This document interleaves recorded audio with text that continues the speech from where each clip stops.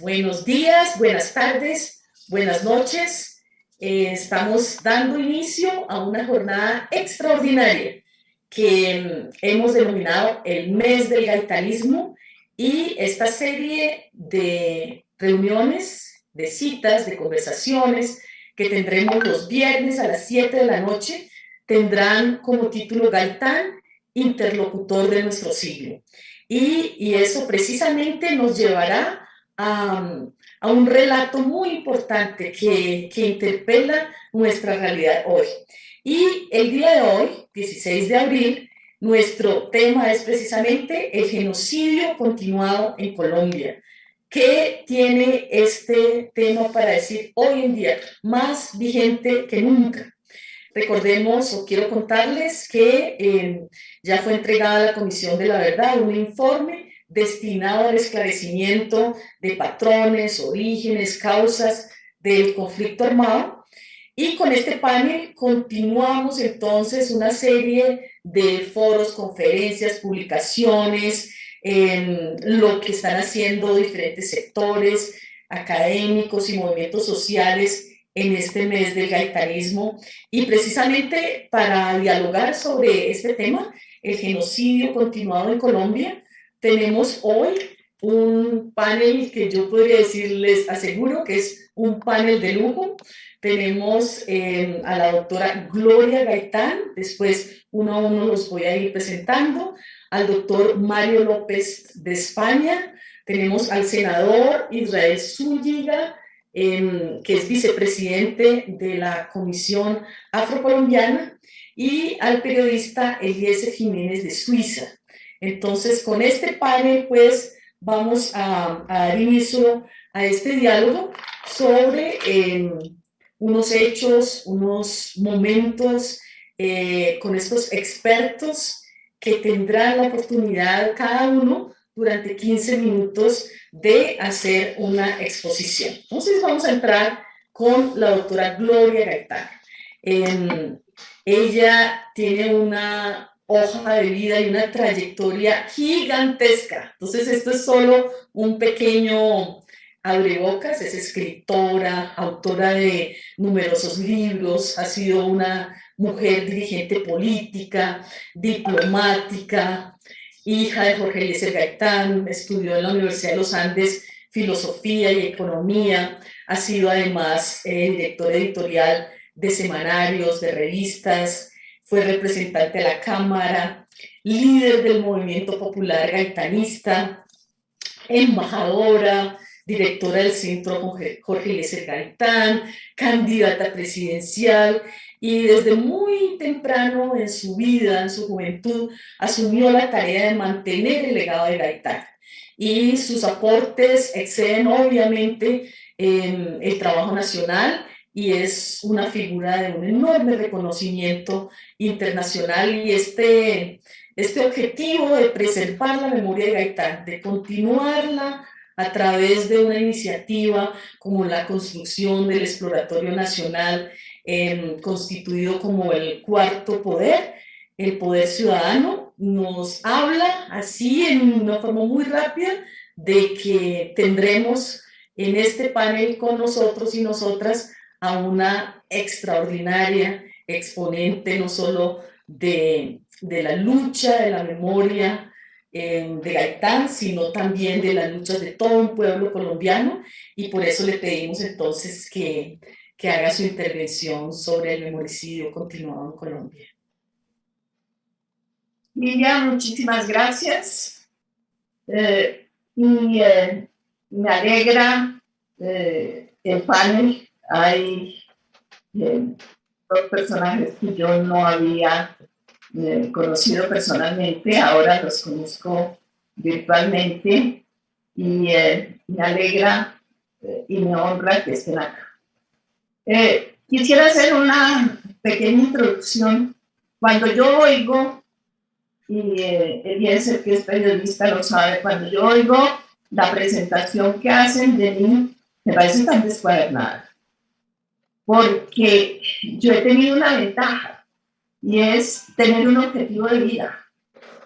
Y las cosas que describen son perfectamente secundarias de mi vida. Eso, lo más importante para mí ha sido la obsesión, porque ha sido una obsesión, de que se sepa que el gaitanismo y el pueblo gaitanista que sufrió el genocidio y se destruyó el movimiento, solamente hizo una parada en el camino. Hay que continuar ese trabajo. Pero hay que continuarlo desde donde uno puede hacerlo. Ser líder para reorganizar el movimiento gaitanista se necesitan unas cualidades que yo sabía que no tenía. Yo no podía volver a formar el movimiento gaitanista, ni mucho menos ser líder del movimiento. Y por eso mi padre, que decía que el objetivo del gaitanismo era acabar con la democracia representativa para instaurar la democracia directa, y que para ello había que cambiar la cultura, porque con una cultura delegataria como la que tenemos, no nos podemos sentir dueños de los destinos del país y cambiar, como decía mi padre, el papel de espectadores por el de protagonistas. Y para ello, bueno, inicié como economista insistiendo mucho en que en los modelos económicos y en los econométricos se incluyera la variable cultura, porque de la cultura que tenemos depende el desarrollo o no de la economía. Y bueno, insistí mucho en la Universidad de los Andes, no me creyeron, no me aceptaron, con excepción de un hombre extraordinario, el doctor Álvaro López Toro, que es reconocido como uno de los mejores y más grandes economistas que ha tenido el país.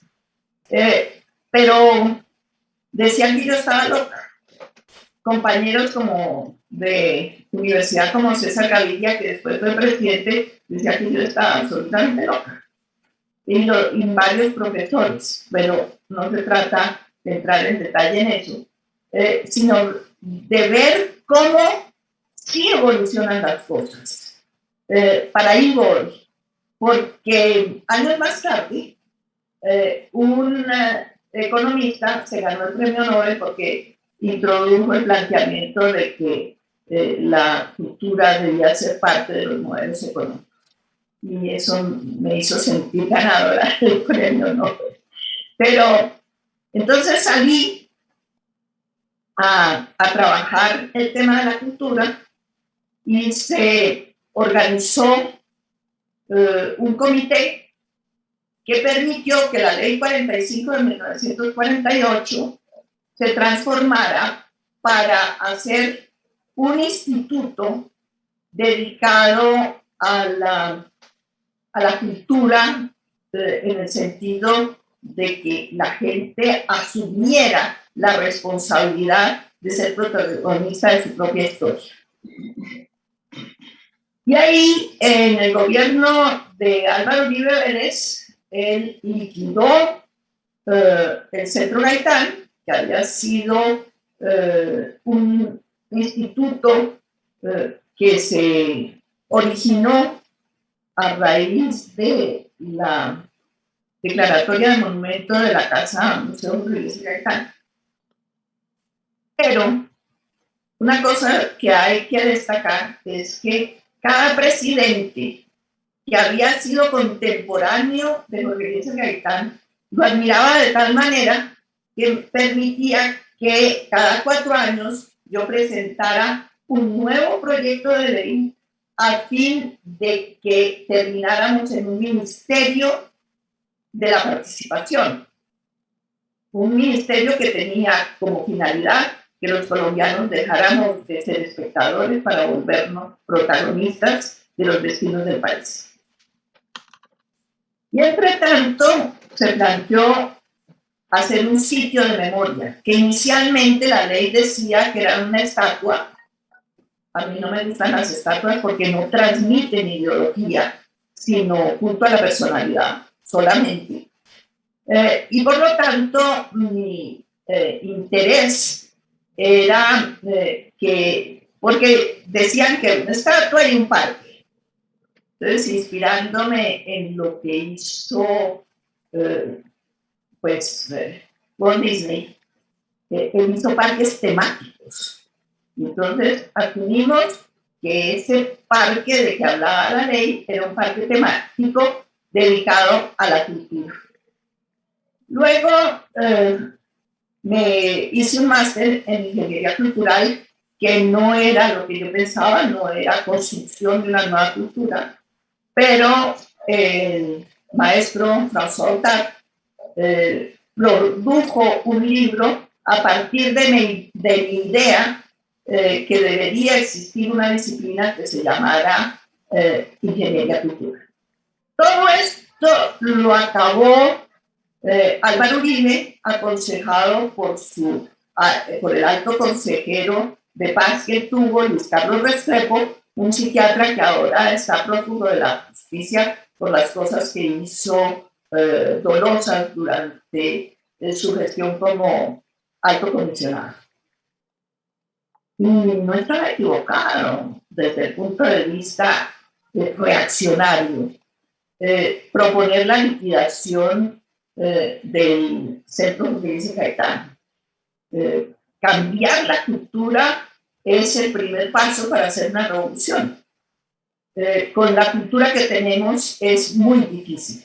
Nosotros tenemos una cultura de plañideras y no lo que los gaitanistas queremos infundir, que es la autoestima de los ciudadanos, la valoración de ellos mismos, la alegría, la esperanza, la fe. Si Colombia sigue en el camino de los izquierdistas, de estar siempre criticando, negando, llevando una carga de dolor y de miseria, pues es muy difícil. Por eso yo le he planteado al Tribunal Permanente de los Pueblos, que hizo hace poco en Bogotá una sesión, la sesión 48 del tribunal, para analizar la violencia en Colombia. Yo les he planteado que lo importante es saber cuándo se generó ese proceso de genocidio continuado del cual habla el tribunal.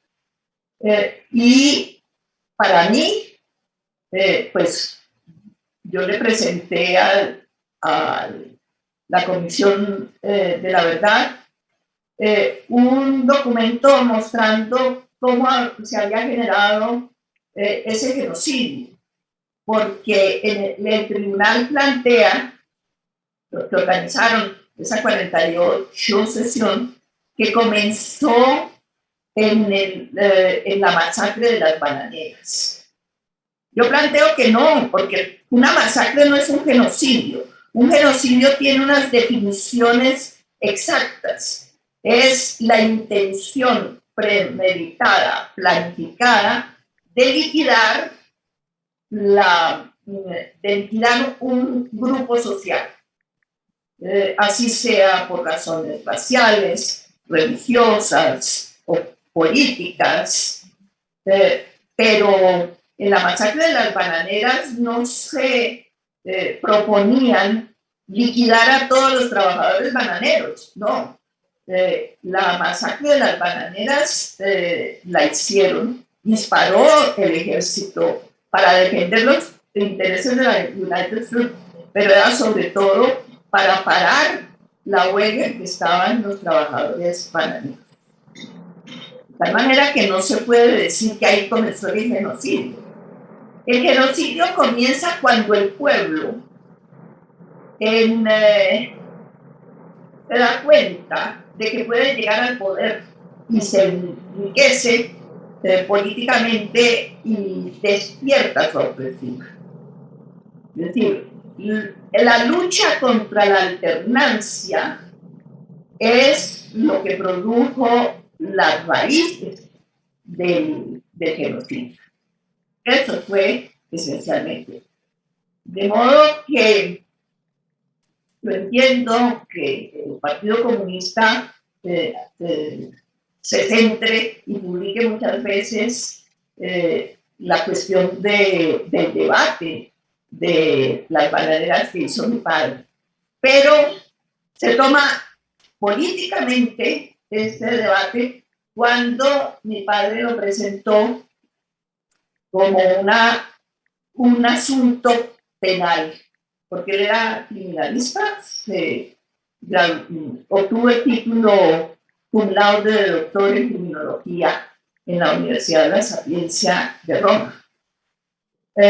Y uno ve, estudia ese debate y se da cuenta que es un debate centrado en un formato de defensa, de alegato jurídico de antropología criminal, que era la escuela a la cual él pertenecía, que es la escuela de criminología positivista.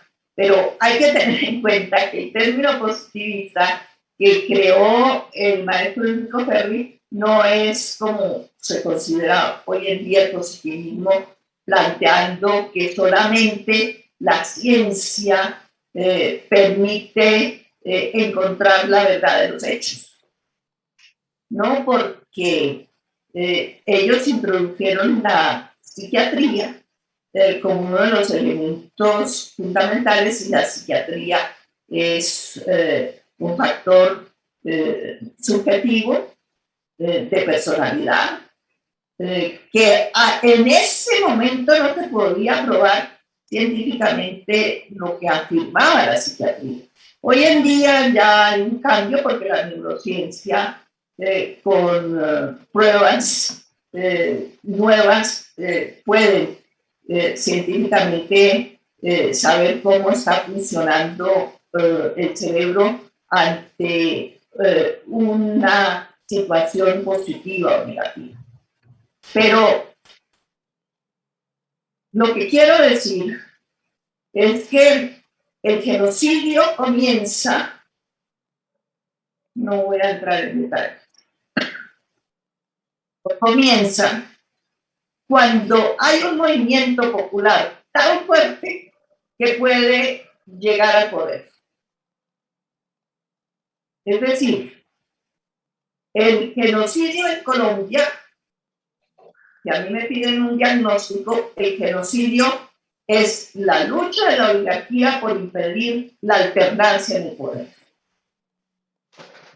Por eso, como el pensamiento de Gaitán, que era un pensamiento científico con elementos antropológicos, sociológicos y psiquiátricos, la psiquiatría jugaba un papel muy importante tanto en su pensamiento como penalista como en su pensamiento doctrinario.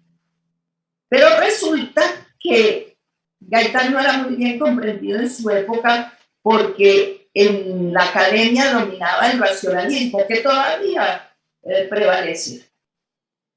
Y él había hecho la ruptura epistemológica donde el racionalismo no tiene la importancia que tiene el subconsciente. Los neurocientíficos han podido demostrar que todos los seres humanos, todos sin excepción, actuamos movidos por los elementos culturales que anidan en nuestro subconsciente y que es la emoción la que nos lleva a determinar nuestras acciones y que solamente 3 o 4 segundos después nuestra razón se da cuenta de que hemos comenzado a actuar y justifica lo que nuestro subconsciente nos ha ordenado. Esto me parece importantísimo, porque cambia totalmente la mentalidad académica. Y entonces, claro, esto se produce en el siglo XX y se desarrolla sobre todo en el siglo XXI. De manera que la estructura mental de Gaitán, su estructura epistemológica, es contemporánea del siglo XXI, no del siglo XIX, que era integralmente racionalista, y el XX es un siglo de mutación entre el racionalismo y las nuevas formas plurales de ver la realidad. Claro, sus contemporáneos todavía estaban inmersos en el racionalismo. Descartes los dominaba teóricamente y por lo tanto era difícil que lo comprendiera. Pero como ahora se le entiende más, en la juventud ha comenzado a resurgir Gaitán. Hablamos nosotros del Renacimiento. Es impresionante cómo a la juventud le atrae Gaitán, porque han entendido, han comprendido y han sentido que es el subconsciente un factor fundamental en el desarrollo de las acciones humanas. Y es allí cuando un psiquiatra como Luis Carlos Restrepo se da cuenta de la peligrosidad que tiene la resurrección del pensamiento de Gaitán. El ingreso a una nueva forma de concebir y de percibir la realidad. Porque lo que se ha descubierto en el siglo XX es que para nosotros la realidad es imaginación. Nosotros lo que vemos no necesariamente existe. Nosotros vivimos en un mundo de ilusión y de imaginación y de prejuicios que Gaitán llamaba quistes psicológicos, que son quistes culturales. Nosotros estamos llenos de prejuicios. Y estos prejuicios son los que nos diseñan la manera de ver el mundo que nos rodea. Entonces, si nosotros cambiamos de manera de ver el mundo, también vamos a cambiar la forma de ver, de validar un sistema. Esto quiere decir que se le abren las puertas a la democracia directa. A eso le tenía pánico Luis Carlos Restrepo. Pánico profesional, dijéramos, como psiquiatra. Y le escribe un artículo que fue publicado en un libro que se llama La sangre de Gaitán, donde invita a los colombianos a enterrar la memoria de Gaitán. Mientras exista la memoria de Gaitán, no va a haber paz. ¿En qué sentido lo plantea? Porque Gaitán decía, tomando la frase del estratega Sun Tzu, que la política es la guerra por otros medios. Y Gaitán no habla como el marxismo de los capitalistas y los proletarios. Para Gaitán es el país nacional y el país político.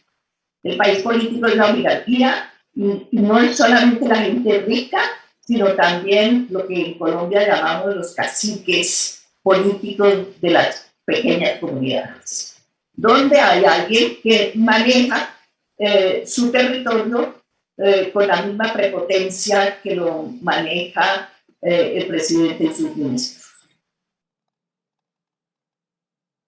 Ya se me acaban los 15 minutos de que dispongo para decir que, para terminar con eso,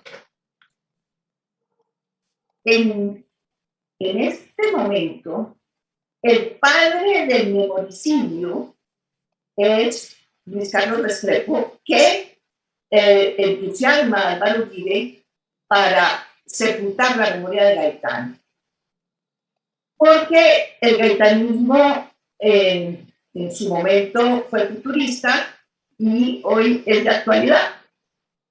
Está inmerso en los nuevos sistemas que prevalecen en el conocimiento y la academia. Por lo tanto, yo le he planteado al Tribunal Permanente de los Pueblos promocionar el memoricidio como un delito de lesa humanidad, como haciendo parte de los delitos que tienen que ver con la violación de los derechos humanos. Pero un gran especialista, que es argentino, el profesor Feidenstein, prefiere que el memoricidio haga parte del genocidio, es decir, el memoricidio es una continuación del genocidio, pero hace parte del genocidio mismo.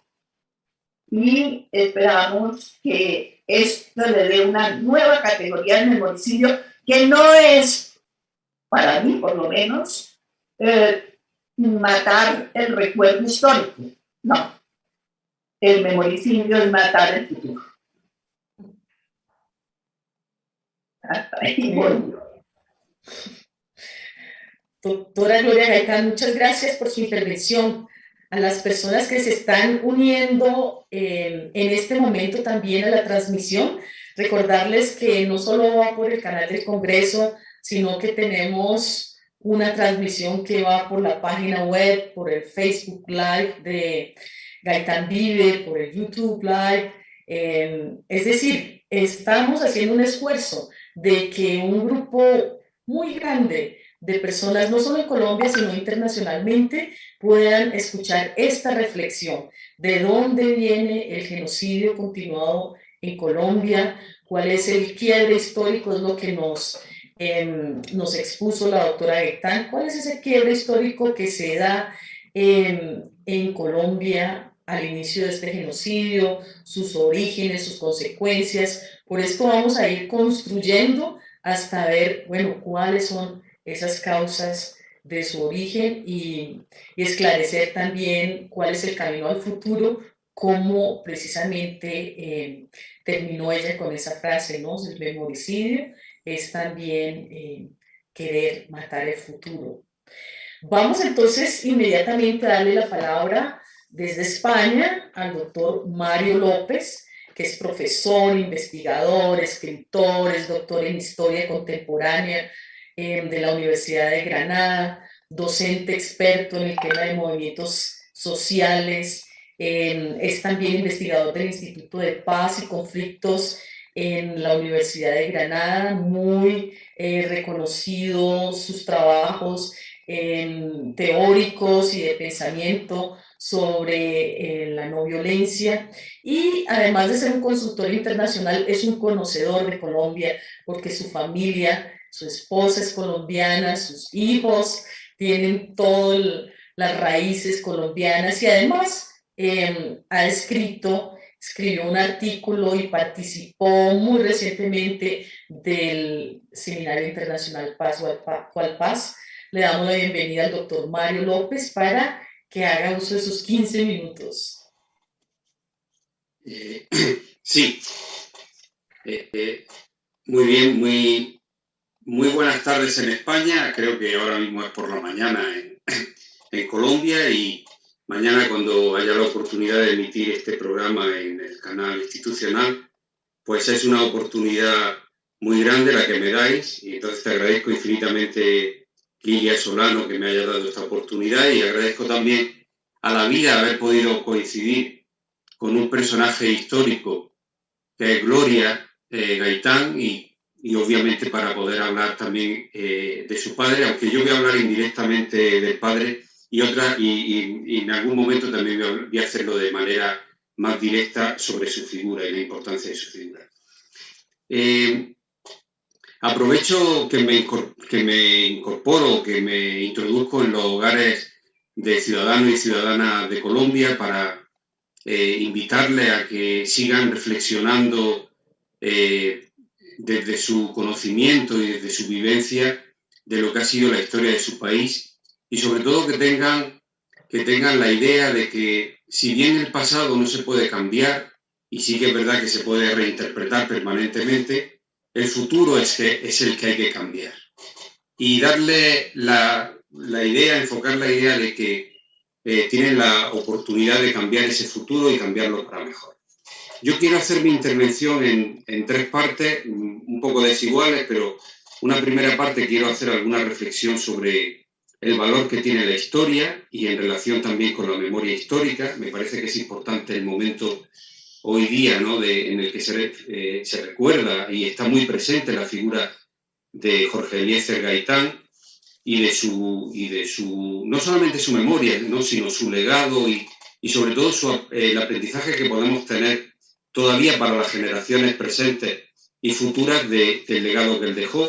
Una segunda parte que haga referencia precisamente al tiempo en el que le tocó vivir al líder Gaitán, que es muy importante tenerlo en cuenta para saber por qué pasó lo que pasó y también para reconstruir de alguna manera o repensar algunos de los elementos interesantes, no tanto de la biografía, porque no me daría tiempo, ¿no?, y no soy experto en la biografía del líder Gaitán, sino de reconocerle algunos elementos muy importantes y que no pasen a la desmemoria, y finalmente ubicar todo esto que estamos haciendo, el evento, por ejemplo, de hoy, ¿no?, y llegar a las familias de colombianos y colombianas, a sus hogares, porque es muy importante que pongamos en valor el momento que está viviendo presente Colombia en relación con la justicia transicional, en relación con la justicia especial de paz, en relación con la memoria viva de nuestros muertos, de la gente que perdió la vida por defender, por ejemplo, las libertades, los derechos y la democracia en Colombia. En primer lugar, quería reflexionar sobre el valor de la historia y la memoria histórica. Hay que tener presente que la historia es siempre objeto de profunda controversia. Eso es muy normal que sea así. Y existen, por ejemplo, muchas verdades, entre ellas está la verdad histórica, que no necesariamente la verdad histórica tiene que coincidir con otras verdades. Siempre pensamos que cuando hablamos de verdad histórica no solamente estamos hablando de la interpretación, sino de un análisis muy riguroso del pasado. Estamos hablando de la calidad profesional que tengan los historiadores o historiadoras. Estamos hablando también de las lecciones que puede generar el discurso histórico, es decir, el análisis de los acontecimientos del pasado. Esto nos permite tener, no siempre es fácil, pero nos permite tener algunas seguridades y algunas certezas sobre lo que pasó, gracias a que hay un estudio, o se puede hacer un estudio sobre las fuentes documentales, fotográficas, archivísticas, sobre los testimonios, que es un proceso que nos permite, es un proceso vivo que nos permite descubrir de manera constante y hacernos preguntas sobre el pasado al que toda generación nueva tiene derecho a hacerse. Esto implica que la verdad histórica pues tiene que tener algunos rasgos, ¿no? Por ejemplo, la credibilidad, la honestidad intelectual, la autenticidad, la sinceridad, pero sobre todo la crítica, la capacidad de crítica sobre el pasado. De manera que la verdad histórica, que es un ideal, en realidad tiene dos caras. Una es la verdad de los hechos, que a veces se pueden cambiar. Por ejemplo, en el informe que se ha presentado a la Comisión de la Verdad se habla de rescatar fuentes que están ahora mismo en el más absoluto secreto, y esto podría revelarnos nuevas verdades históricas. Pero también significa la verdad histórica la interpretación de los hechos que, como digo, forman parte de los derechos que tienen las nuevas generaciones. En segundo lugar, parte de este problema de la profunda controversia de la historia implica que muchísimos gobiernos, como muchas fuerzas políticas, vigilan muy de cerca esa verdad histórica. Y en realidad se convierte en una especie de objeto de deseo. No solamente porque aprovechan incluso en las universidades, en los proyectos de investigación histórica, en los libros de texto que estudian los estudiantes de primaria y de secundaria, o por ejemplo los monumentos históricos, los monumentos públicos, los nombres de las calles, los museos históricos, y las políticas que se hacen sobre la memoria o las políticas que se hacen incluso en relación con las comisiones de la verdad. Hay un intento siempre por parte de los gobiernos y por parte de las fuerzas políticas de apropiarse de esa verdad histórica y convertirla en la verdad de ellos, como una verdad exclusiva y no como una verdad compartida. De manera que incluso muchos historiadores, hay que decir, que hacen ese trabajo, ¿no? Ese trabajo porque se ven seducidos por el dinero, a veces por la fama, por los cantos de sirena de muchos partidos del establecimiento y del poder económico, y entonces no hacen esa labor de independencia, esa labor de credibilidad tan importante en toda esta reconstrucción de la verdad histórica. De manera que en muchas ocasiones la historia incluso ha servido para legitimar, por ejemplo, pues las guerras, el racismo, el colonialismo, el neoliberalismo y tantas otras cosas. De manera que es muy importante que la historia, como disciplina social y disciplina científica, tiene que ser una disciplina molesta, polémica, incómoda, inoportuna, por así decirlo, muy cercana a la gente que son las víctimas, a los vulnerables, a los desposeídos, a los silenciados, a los perseguidos. Tiene que ser, por así decirlo, una verdad histórica cuyos frontispicios sean los valores y las realidades de los derechos humanos, de la democracia, de la igualdad entre géneros, del respeto, por ejemplo, por la naturaleza, el desprecio por el genocidio y por la guerra y tantas otras cosas. Es verdad que en este sentido yo aprovecharía, ¿no?, con el tiempo que tengo, pues para decir que cuando se habla de la historia es importante, y para el caso de Colombia en particular, es importante que se estudie, por ejemplo, en las aulas, que haya debates públicos de historia comparada, de historia de Colombia con la historia de otros países, de conocer bien a fondo las violencias del pasado y los conflictos que han atenazado la historia de Colombia. Que permita a la ciudadanía también aprender y conocer lo que es la convivencia y el respeto en otros países y desarrollar las capacidades creativas que hay en el país, que son muchísimas. Todo ello creo que va a ayudar infinitamente a conocer mejor la verdad histórica. Y luego está el tema de la memoria, que obviamente voy a decir solamente algunas cosas, ¿no? Mientras la historia es el análisis del estudio del relato del pasado, la memoria histórica es ¿qué debemos de recordar y cómo debemos de recordar? En este sentido, es muy importante, por ejemplo, que se respete la conservación de los archivos, de la parte monumental, de los recintos de la memoria, de la parte simbólica, de la reparación, por ejemplo, la rehabilitación de las víctimas.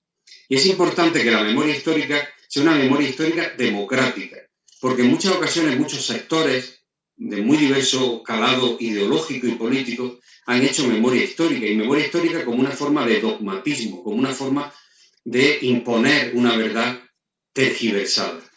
Nosotros lo conocemos en España muy bien, o sea, el franquismo hizo mucha memoria histórica y ahora estamos reconstruyendo una memoria histórica que sea democrática, que ayude a los valores democráticos de la sociedad y del conjunto de los ciudadanos y ciudadanas. Hay una segunda parte, ya digo que la tercera parte relacionada con la justicia transicional voy a ser brevísimo. Hay una segunda parte que quiero reflexionar sobre el tiempo que le tocó vivir a Jorge Eliezer Gaitán y a Colombia en su conjunto como sociedad.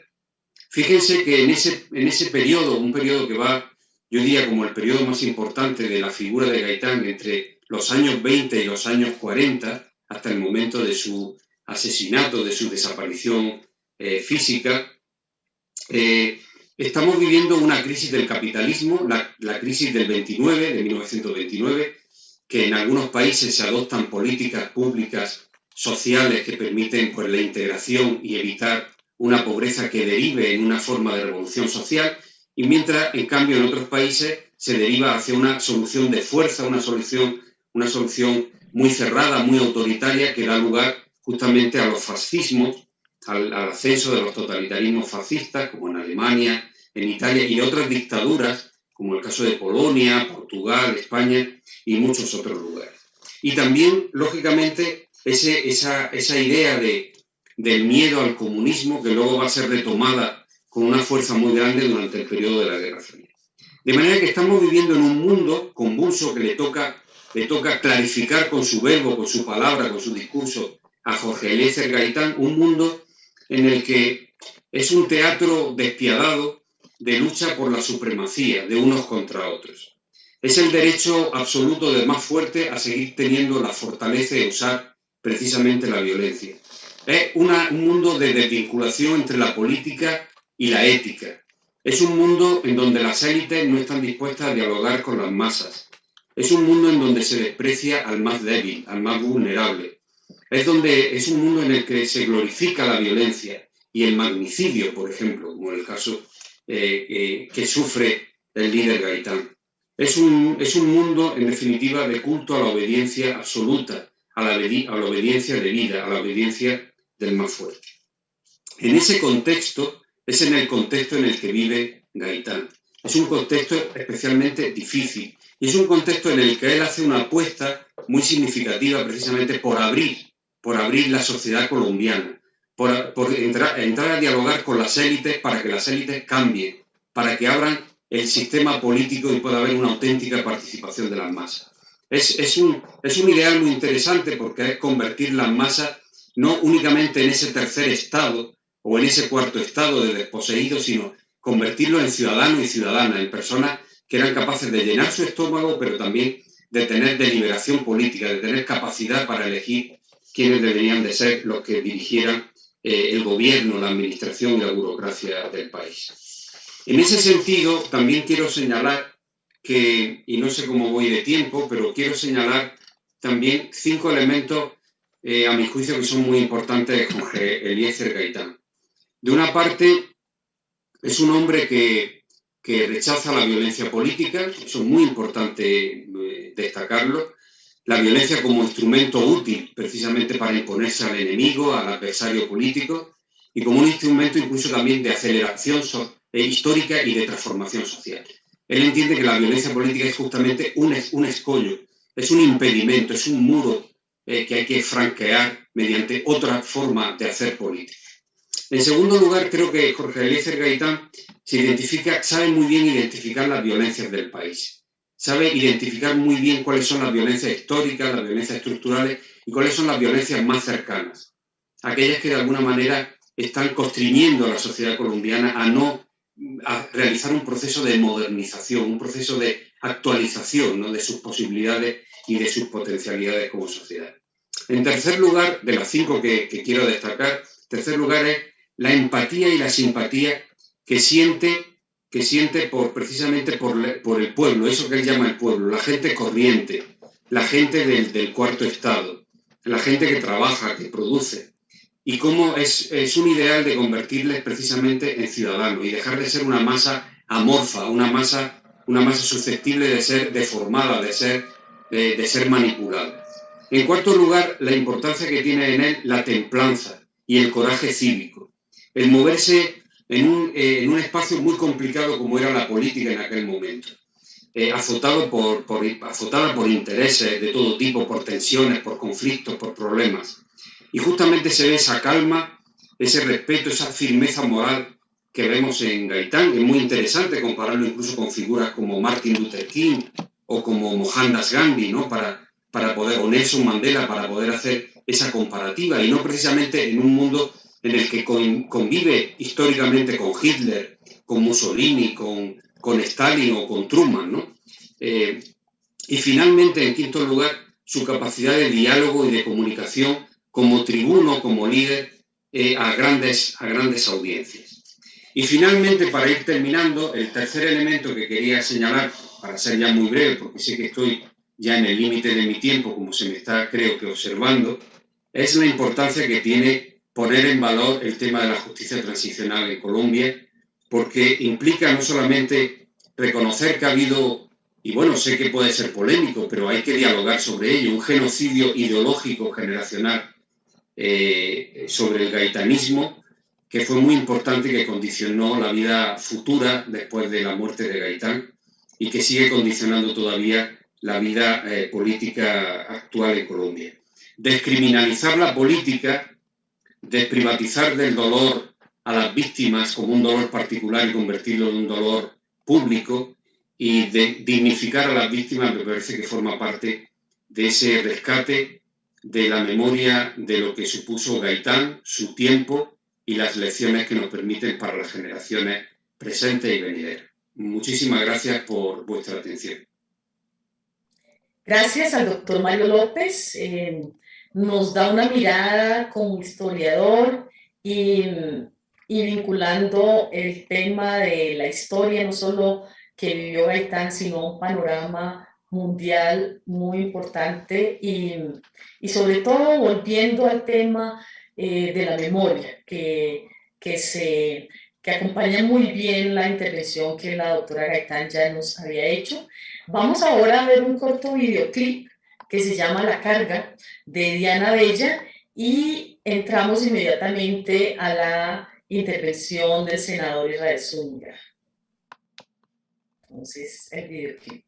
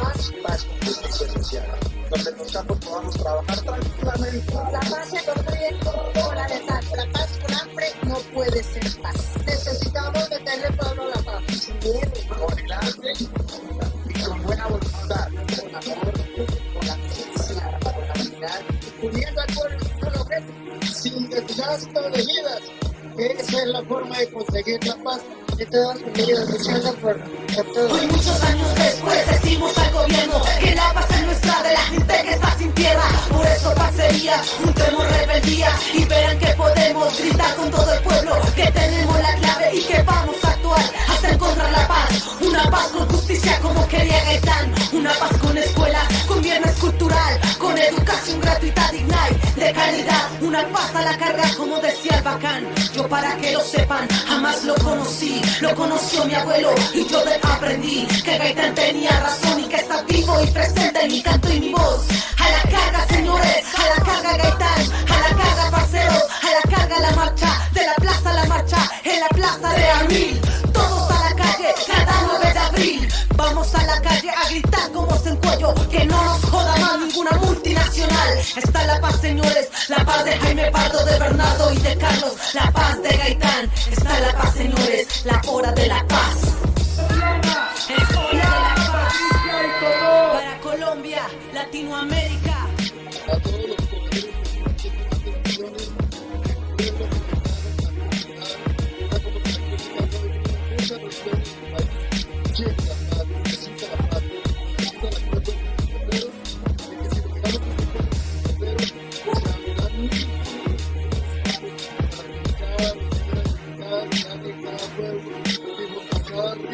Bueno,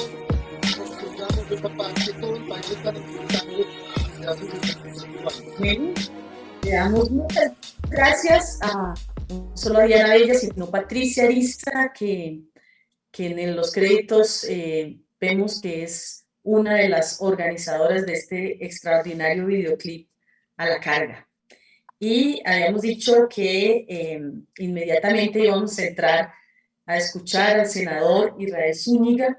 Es, como ya dije, no solo senador, vicepresidente de la Comisión Afrocolombiana, fue parte del equipo negociador de los acuerdos de La Habana, especialmente un conocedor del capítulo étnico, adelanta un trabajo a lo largo y ancho del país con los sectores étnicos y ahora mismo tiene la responsabilidad gigantesca de que para el próximo año se den cita de todas partes del mundo aquí en Colombia para terminar esta década o para el cierre de la década por la superación de la discriminación racial. Entonces, senador Zúñiga, le damos la palabra a sus 15 minutos. Muchísimas gracias, Lilian. Muchísimas gracias a ese, al profesor Mario López, pero infinitamente también a la doctora Gloria Gaitán, que hace posible este espacio y que nos convoca a esta reflexión histórica. Aproximarse al pensamiento de Gaitán es una tarea titánica. Como ya lo dijeron en este espacio de muy buena forma, es un hombre que se adelantó a su época. Un pensamiento que hoy tiene una vigencia tal que sus enemigos políticos persisten en destruir la memoria. Es tal la dimensión y es tal la actualidad del pensamiento gaitanista que es el ente movilizador de las juventudes hoy. Es la razón misma de la búsqueda constante de cambiar el paradigma de esta democracia que nos han vendido en función de la representatividad y no en función de la participación actuante. Y cuando decimos la participación actuante, decimos, más allá de la representación, más allá de los espacios políticos de representación, hay que seguir abriendo espacios de acción política. Y ese es en esencia, para algunos, para mí en particular, la grandeza del pensamiento gaitánista. El haber posibilitado aperturar espacios de acción política para el pueblo colombiano. Pretensión que la oligarquía colombiana liberal conservadora tenía que atajar, como lo hizo a sangre y fuego. No en vano, el periódico El Pacífico de Cali tituló el día 8 de abril de 1948, Gaitán, un líder en trance de agonía. Eso nos lo recuerda Arturo Alape en una de las fechas conmemorativas precisamente del asesinato. De cómo fuese un acto premeditado, calculado, al corazón del pensamiento que podría movilizar y que puede y que moviliza al pueblo colombiano. Por ello no es en vano este menorcismo, no es en vano esta destrucción de la memoria. Por ello, lo que se desata pos la muerte de Jorge Eliezer Gaitán es la ira, el levantamiento del pueblo en búsqueda de mecanismos que encaucen su justo reclamo de la acción política. Acción política que ha sido negada una y otra vez a sangre y fuego por quienes han usurpado los espacios de representación política. Por ello, cuando hoy planteamos la vigencia del pensamiento de Jorge Eliezer Gaitán, que trasciende su nombre, que trasciende la magnitud de la acción política que hoy se emprende desde múltiples regiones del país, que la búsqueda de construcción de paz debe afianzarse, como lo dijo aquí la doctora Gloria Gaitán, en la búsqueda de un cambio de identidad, de un cambio de acción cultural.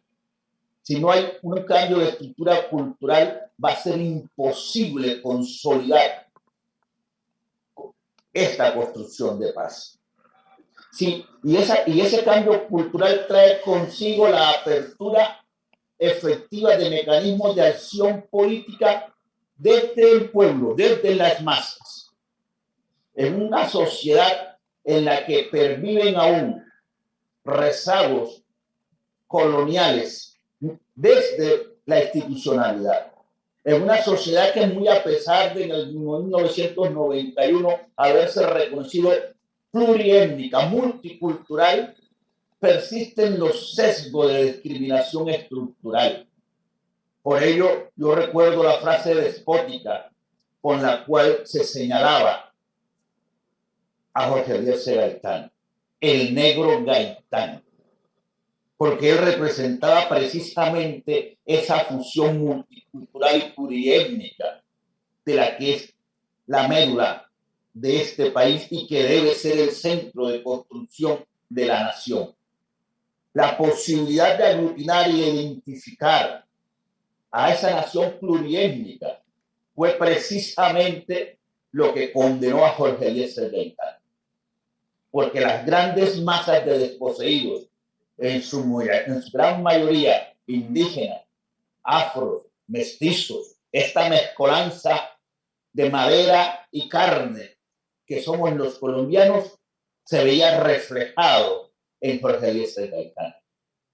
Posibilitarle espacios a esa gran masa, conducirla, convocarla, como en esa marcha del silencio, y poder enrostrar a la oligarquía liberal conservadora, que había llegado el momento en que el pueblo mandatara, en mandar obedeciendo en la voz de Jorge Eliezer Gaitán, fue la interpretación de esa amenaza que hoy pervive para la oligarquía colombiana. Pervive porque su pensamiento, como se ha dicho aquí, sigue vigente, porque sigue andante y lo que estaba por hacer sigue sin hacer. Y la vigencia objetiva de ese pensamiento en construcción política es la fuente desde donde deberemos cada uno de los que pretendemos la búsqueda de esos cambios estructurales en la sociedad colombiana, beber. Es necesario. Sin pensamiento gaitanista no hay cambio. Sin cambio estructural en la cultura colombiana es imposible consolidar la paz. Yo quiero cerrar diciendo y convocando a cada uno de los participantes en este evento, pero sobre todo a la juventud colombiana, a que persistamos en ese gran reto social de construir nuevos espacios de acción política, pero ante todo en levantar ese legado histórico de decir que somos capaces y que ha llegado el momento. Y por eso hoy repetimos, a la carga, pueblo colombiano. Muchísimas gracias. Gracias, senador. Queremos reconocer este aporte fundamental que hace al invitarnos a que la doctrina gaitanista ilumine nuevamente el camino de las luchas. Y yo creo que por eso, precisamente, es que este ciclo de conversaciones o conversatorios o de foros se llama Gaitán, interlocutor de nuestro siglo. ¿Cómo va a iluminarnos esta doctrina gaitanista a las luchas y especialmente a la consolidación de una verdadera democracia? Vamos entonces a darle la palabra inmediatamente desde Suiza al periodista Eliezer Jiménez Julio, que es periodista, es exiliado en Ginebra hace ya muchos años, en Suiza, responsable de comunicaciones de la Asociación Nuestra América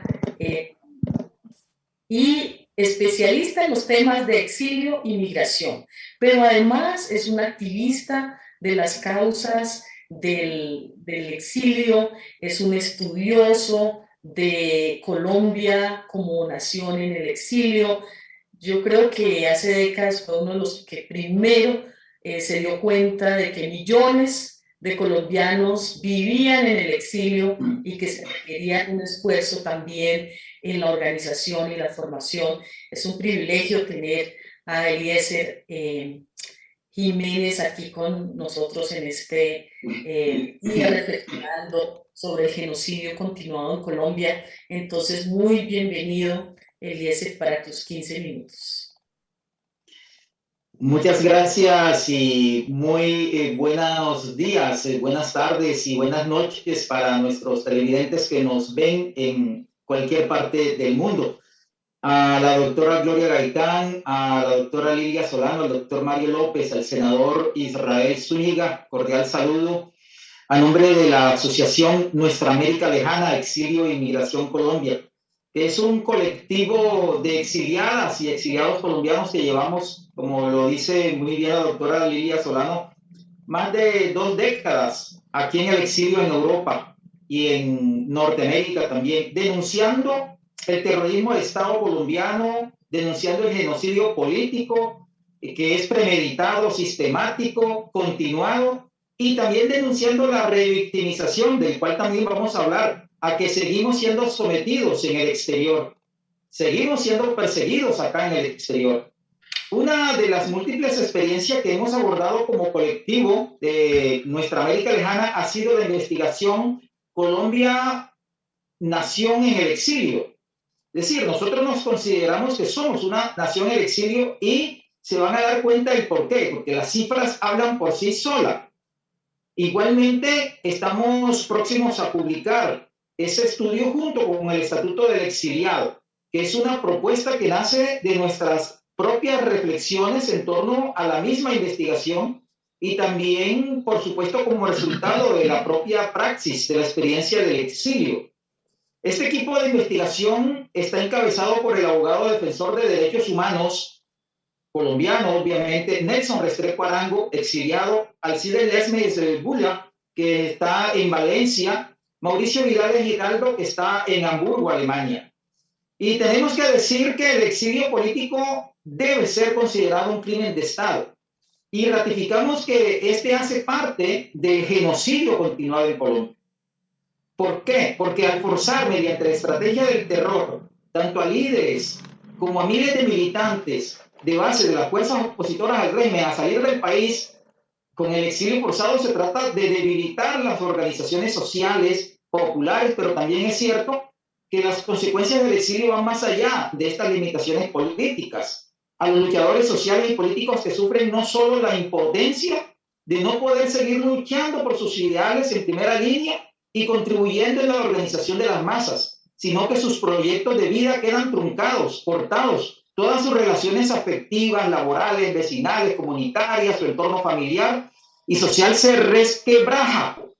El exilio tiene diversas características y son esenciales cuando se produce y se conduce desde el mismo Estado, en este caso el Estado colombiano, con la finalidad de causar daños sociales y políticos.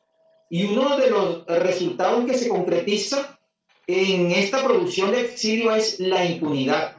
Es decir, nosotros como exiliados nos preocupa la situación de impunidad que se vive por parte de casi 1 millón de exiliados políticos en el mundo. También decimos que el exilio es un hecho criminal, porque no se tiene en cuenta la voluntad de las personas, la familia, las comunidades, y es un daño causado por el Estado colombiano, en este caso, y sus gobiernos, que mediante actuaciones violentas decidió planificadamente un hecho con la finalidad de causar daño de forma intencional. Ese impacto contra personas, contra las familias, contra las comunidades o las organizaciones a decenas de miles de colombianos y colombianas en la actualidad es algo incalculable. Esta pérdida no se puede cuantificar en términos concretos. Lo que se sufre por parte de los exiliados y exiliadas. Pero si contáramos con una ley en Colombia o con la voluntad del legislador colombiano, con recursos igualmente y un personal auxiliar definido, ese ejercicio legal se podría realizar de cuantificar cuál es la pérdida que se tiene por parte de los exiliados como grupo humano, como una nación en el exilio, como nos consideramos nosotros. El exilio es el resultado de un ejercicio del terror para garantizar el genocidio, convirtiéndose en una característica esencial. Las comunidades específicas se exilian al ver que sus líderes son asesinados. Además, al Estado implementa en el mismo territorio de forma ordenada y criminal otras argucias propias del genocidio, que van acompañadas de amenazas, detenciones ilegales, retenciones arbitrarias, atentados, falsos positivos, y además desplazan en el propio territorio nacional, así como también los expulsa fuera del mismo, es decir, el Estado exilia a una nación, en muchas ocasiones revictimizándolo, persiguiéndonos a los y las exiliadas en nuestro propio exilio en el exterior. Aquí en Europa se han dado casos, se dan casos igualmente en Canadá. Para el caso del exilio como parte del genocidio continuado, y en este caso del genocidio contra el gaitanismo, hay un hecho curioso, pero real, que incluso se enmarca en el memoricidio, y tiene que ver con el no reconocimiento histórico de parte del Estado colombiano que el exilio político de nuestro país prácticamente se inicia con la persecución al movimiento gaitanista y el asesinato del doctor Jorge Eliezer Gaitán. Y eso no está documentado ni investigado y mucho menos expuesto en cifra. Y a los gobiernos eso no les interesa que se diga, que se exprese, que se investigue y que se busque esa ligación entre la persecución al movimiento gaitanista, el asesinato de Jorge Eliezer Gaitán y el exilio, cuando realmente prácticamente en las investigaciones que tenemos comienza desde esa época. Y hasta el Centro de Memoria Histórica en Colombia falla en eso, porque obviamente quien dirige es el que organiza la historia a su acomodo. Y desde el exilio nosotros consideramos que nosotros no nos sentimos representados por el Centro de Memoria Histórica en Colombia. El Estado colombiano toma como punto de partida algunos datos para el tema del exilio desde la creación de las oficinas del Alto Comisionado de las Naciones Unidas para los Refugiados, ACNUR, que fue creada el 14 de diciembre de 1950, es decir, 2 años después de haber sido asesinado el doctor Jorge Eliezer Gaitán, cuando la Asamblea General de las Naciones Unidas adopta la decisión de crear una agencia para tratar el inmenso y urgente problema de los refugiados después de la Segunda Guerra Mundial. Y recuerden que en principio se le encomendó la tarea al ACNUR por un periodo de solamente 3 años, pero la magnitud del problema de la guerra que dejó la Segunda Guerra Mundial a escala mundial hizo que la institución se asentase de forma permanente.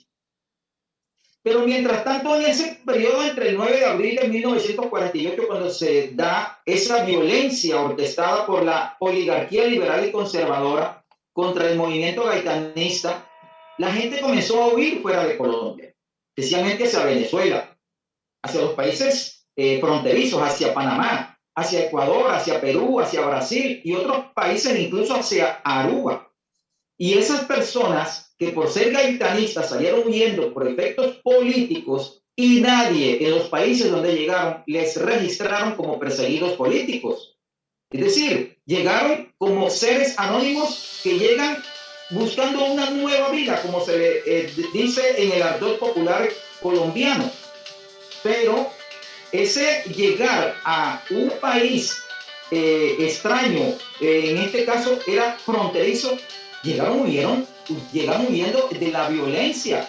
Y ya en esos momentos no había ACNUR, porque el primer país del Cono Sur en ratificar la Convención sobre el Estatuto de los Refugiados de 1951 fue Brasil, y eso lo hizo en el año de 1960. Ya habían personas colombianas huyendo de esa violencia contra el movimiento gaitanista hacia Brasil. Pero ¿qué pasa en Venezuela? En Venezuela la ACNUR abrió sus puertas fue en 1991, y mientras tanto toda esa correntía de gente que llegó a Venezuela no está documentada como perseguidos políticos gaitanistas, porque la mayoría de la gente que salió huyendo para evitar que los asesinaran eran gaitanistas y sus familias y sus hijos.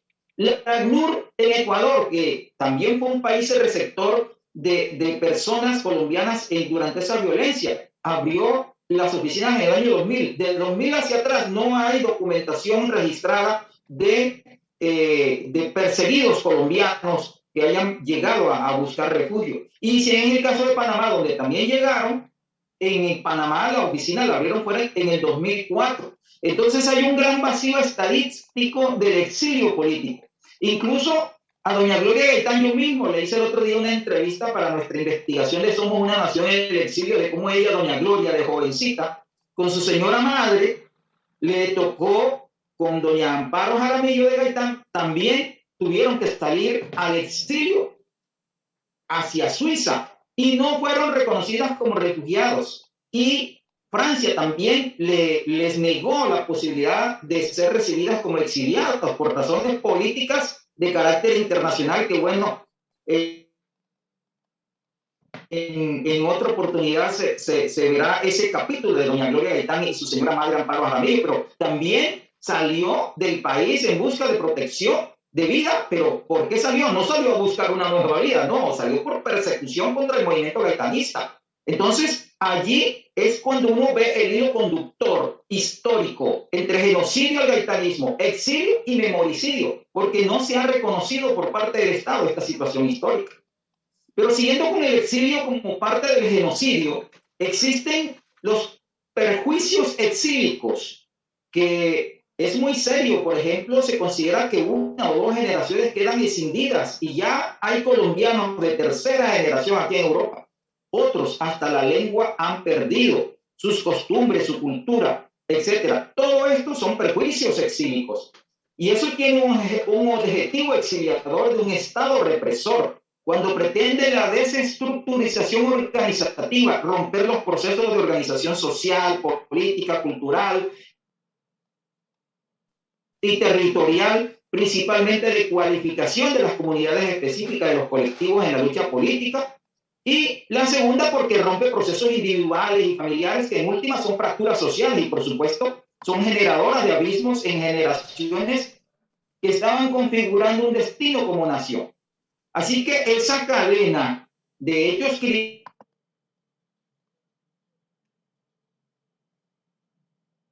decretados desde el Estado colombiano, políticos y culturales, y que constituyen un reto a determinar, como son el lucro cesante, el daño emergente, los efectos psicosociales en segunda, tercera generación de los exiliados y exiliadas. Se necesita la reparación individual, la pérdida de estudios, trabajos, identidad, integración de los muebles, los inmuebles, las cuentas bancarias, el abandono forzado de responsabilidades en general en el territorio nacional, regional o local. E incluso ahí es donde se concibe y se llega al tema de la impunidad, porque mucha gente puso una denuncia contra el victimario y resulta que eso se quedó allí porque no hubo quien se preocupara por seguir adelante con ese proceso. Y desde el exterior eso no se puede hacer porque hay las limitantes. Por ejemplo, en el caso de muchos países aquí en Europa, los exiliados no podemos ir a un consulado, a una embajada, porque corremos el riesgo de que el país receptor, en este caso en Europa, nos diga que usted no puede, no tiene por qué acudir a la embajada o al consulado colombiano, porque entonces usted estaría violando la ley internacional de acogerse al exilio y la protección. Entonces usted no es perseguido. Por eso decimos que existe una nación en el exilio, dispersa por la violencia política contra los opositores y las opositoras del Estado colombiano.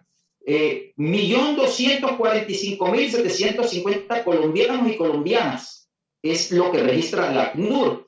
Es los datos que se tienen en este momento, que lo venimos desarrollando desde el año 2016 en trabajo acumulado de años atrás en datos concretos.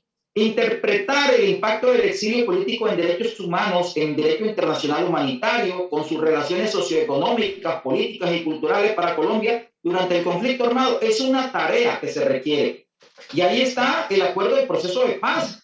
Y no se implementa. Al no implementarse, nosotros los exiliados también estamos sufriendo porque no podemos regresar al país porque tenemos miedo, temor a que seamos asesinados. No confiamos en que no hay garantías en este momento para el retorno, porque es más, la cifra que se están dando en este momento es que ahora están saliendo más personas al exilio que durante el mismo proceso de guerra que había entre la FARC y el gobierno colombiano. ¿Cómo se ve eso? Hombre, sencillamente con los asesinatos de los líderes sociales. Incluso hay documentado compañeras y compañeros exiliados que regresaron a Colombia y fueron asesinados. Sindicalistas de la Nestlé, por ejemplo, hay datos concretos de eso. Entonces, para finalizar en ese orden de ideas, podemos decir que aquí en el exterior, después de 70 años de una cadena de hechos criminales, de persecución cuando se inicia hacia el movimiento gaitanista, después contra los hijos de esos gaitanistas que se organizan en diferentes partidos de oposición como la UNO, la Unión Patriótica, el Polo Democrático,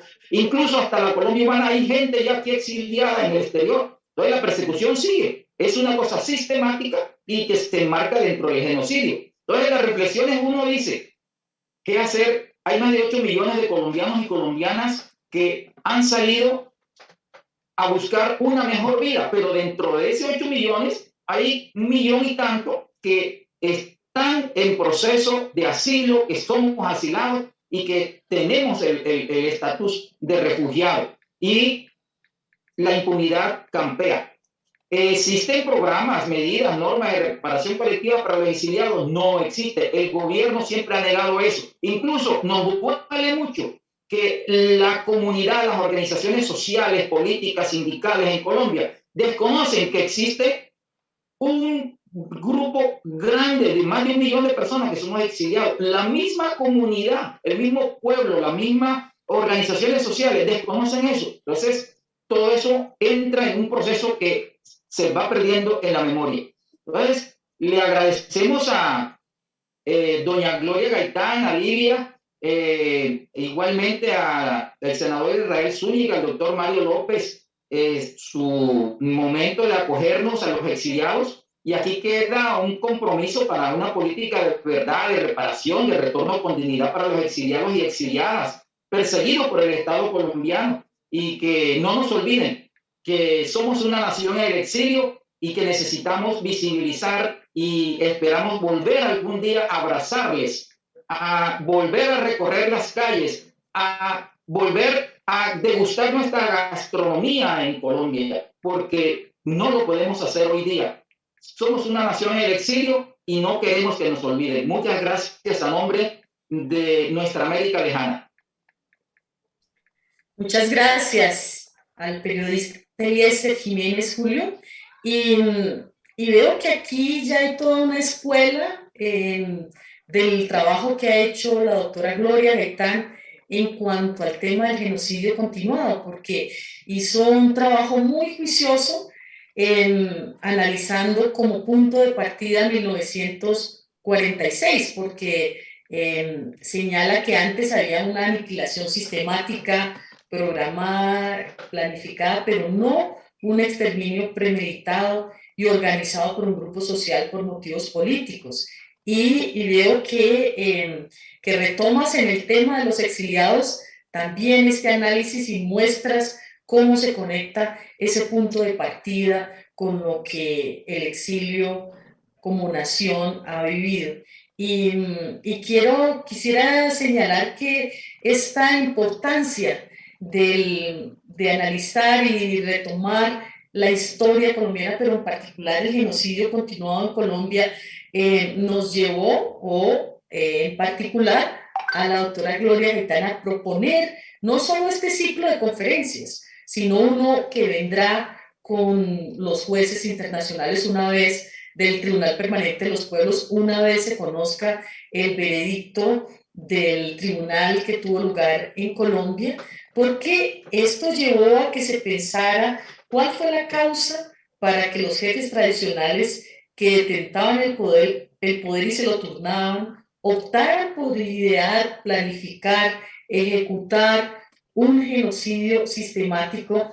Y la respuesta que ella ha encontrado es que la motivación fue impedir el ascenso al poder de un movimiento importante de ciudadanos como fue el movimiento gaitanista, que estaba conformado por gentes que no hacían parte de las familias tradicionales, del poder tradicional, que contaban en su haber con aquellos dirigentes que llamaban jefes tradicionales. Es decir, que este esfuerzo, este ejercicio no fue solamente para la presentación en el Tribunal Permanente de los Pueblos, sino que ha profundizado en las raíces históricas de qué es lo que ha pasado en Colombia, pero también cuál es la ruta, la salida, el camino para que podamos encontrar la posibilidad de avanzar. Y quisiera en estos 2 minutos que nos quedan, 5 minutos que nos quedan, unas palabras, tocaría como 1 minuto para cada uno, sobre cómo terminamos esta serie, obviamente de reflexiones, pero invitando al próximo viernes, que también tendremos a las 7 de la noche otra jornada. Entonces, doctora Gloria Gaitán.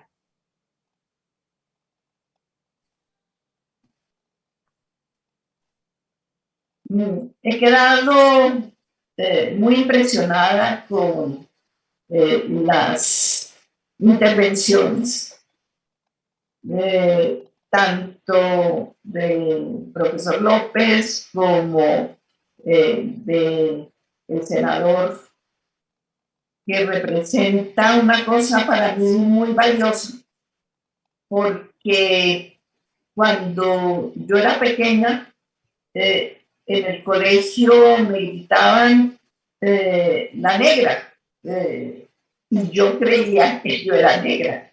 Efectivamente, sí tengo sangre negra, porque una de mis hijas, a los 15 días de nacer, en su nalguita apareció una mancha negra. Yo me preocupé creyendo que era una cuestión de circulación de la sangre. Fui donde el pediatra y me dijo, no, todos los que tienen sangre negra en sus padres o en sus antepasados tienen posiblemente un hijo que tenga esa mancha. De manera que no me queda duda de que el negro Gaitán tenía sangre negra, y que a mí me quedó en el alma el que yo creyera de niña que era negra. Eso era lo que yo quería destacar, porque me parece muy importante la intervención del senador.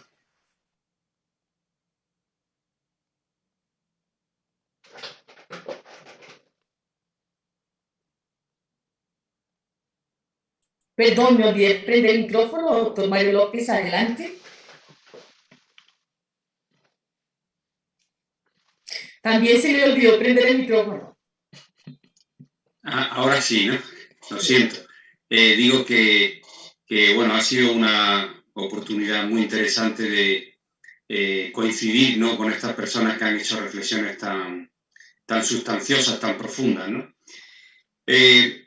Tengo la sensación, no sé si me lo permitís que lo diga, ¿no?, pero tengo la sensación, a pesar de todas las cosas que podemos señalar de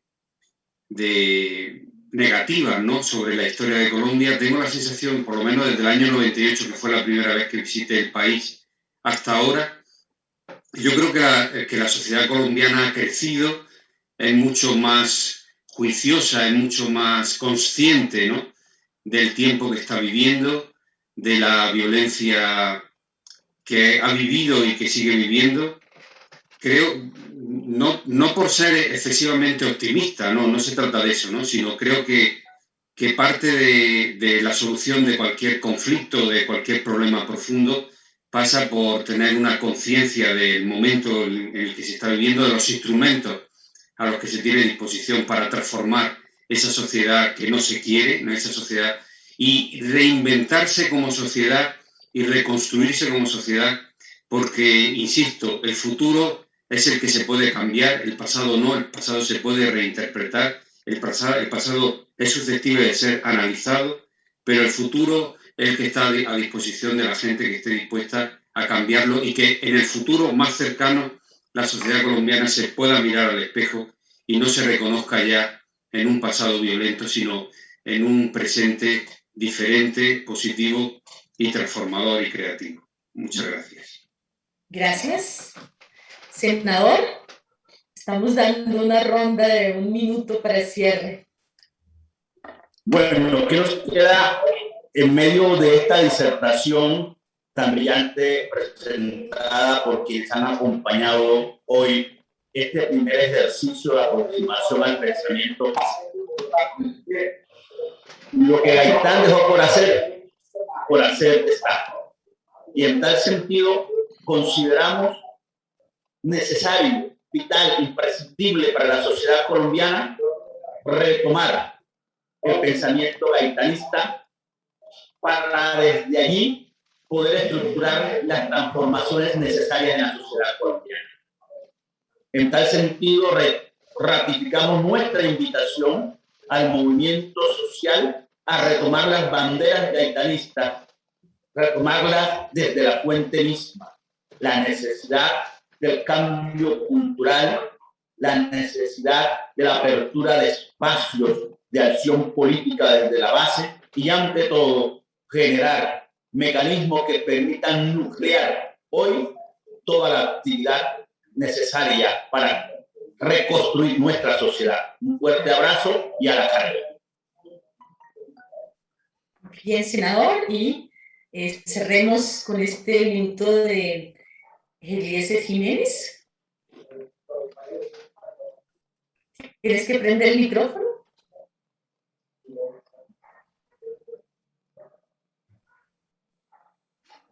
¿Sí? Muchas gracias a Anguilla Solano y a la doctora Gloria Gaitán, al doctor Mario López, al senador Zúñiga.